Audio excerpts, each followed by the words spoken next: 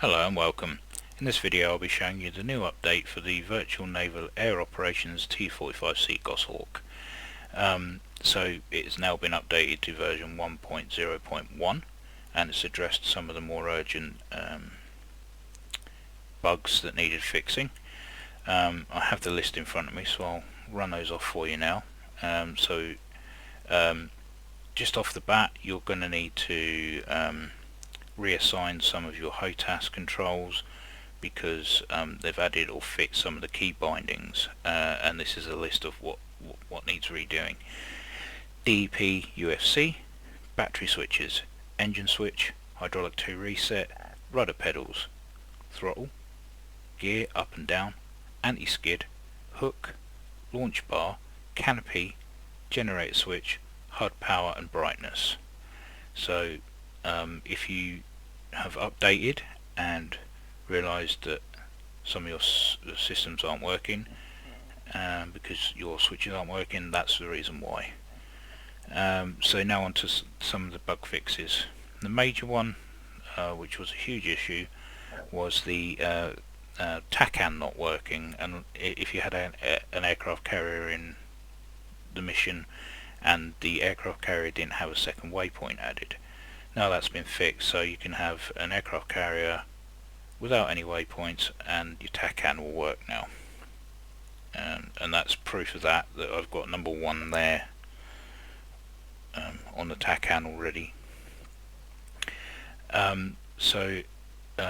It's also improved the TACAN so it won't fail if carrier or mission isn't loaded correctly.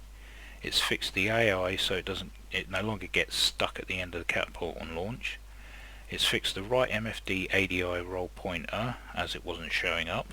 It's removed the SRS script from download, so now that the T-45 is now integrated into the latest SRS update. Fixed night instant action mission not showing up. It's fixed the rear MFD rocker controls only affecting right side. It's fixed the MFD alignment so right side isn't cut off. I remember in my review video, it may have been the cold start video, I jumped into the back seat and on my right hand MFD, when I switched it to HUD, only half of it was shown because half of it was actually off the screen. So I'm guessing that's what they're addressing there. Fixed engine thrust not decreased enough at high altitude. Fixed ADI page slip ball moving too far. Improved HUD and MFD font. Added seat arming handle and ejection handle. Okay, so there's your arming handle, and now the actual handle itself is clickable. Excellent. Fixed external lights master switch. Fixed cabin altitude needle being incorrect.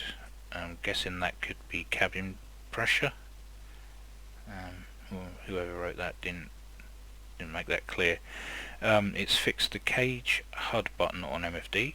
Fixed rear seat altimeter knob. Revised ejection seat materials to support seat arm. Added the revised ejection seat mats to the external model. Fixed ejection seats that would persist in the pit after ejection. Updated the clickable interaction on various knobs and switches that were incorrect. Revised the pit shadow shell to mask the external light leak into the pit more. Updated the overall pit base materials to be lighter so the pit isn't so dark in shadow. Updated the right console mats as they were missing the correct weathering and base mats. So just looking around you can see the panels are a lot lighter, so you can actually see the detail in the pit now. It was way too dark before, so they've done well in addressing that. You can actually see the switches for the TACAN a lot better, and actually some of the details really pop out now. So well done guys. What I'm going to do now is I shall bring it to life and have a look at the HUD and MFDs just to see what the font's like.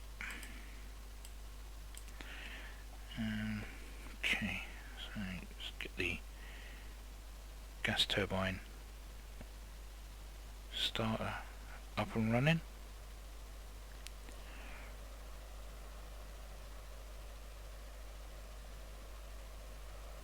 Okay, that's good to go, and we'll get the engine spooled up.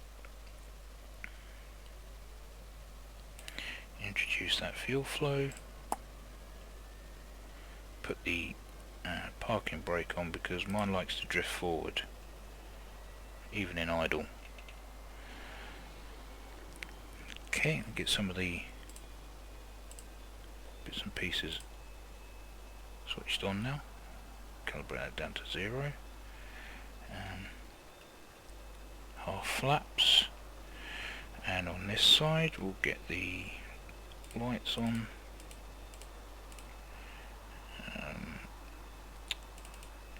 Radios to receive and transmit and guard. TACAN on. Nav on. That to transmit, receive, guard as well. Okay, so as you can see the font is a lot clearer, and wow, that HUD really pops out now as well. That's a hell of a lot readable now. Loving that. I'll be honest, I had to squint with the last font as it was very pixelated. So stores,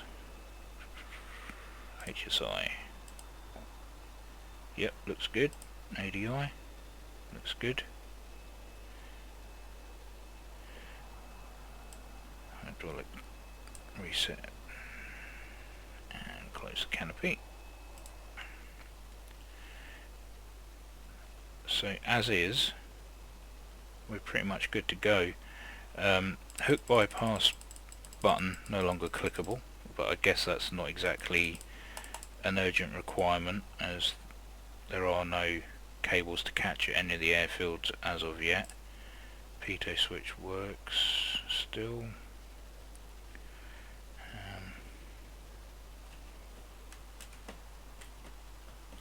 Yeah, it's all good. So look on the outside.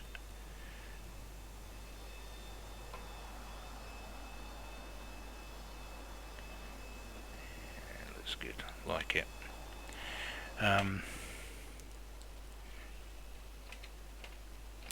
You can no longer jump between the front cockpit and the back cockpit.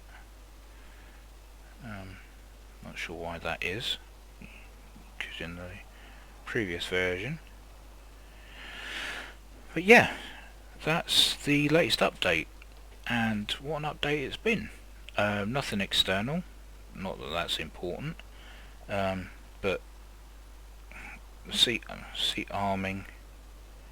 You've been able to eject manually from the inside of the cockpit.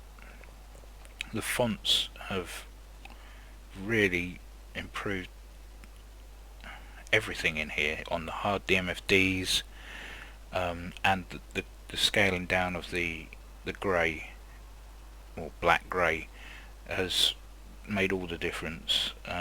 This is really coming along nicely. Anyway, this is the latest update. I'll have a link in the description, as well as a link for the paint kit and for anything else that's relevant as well.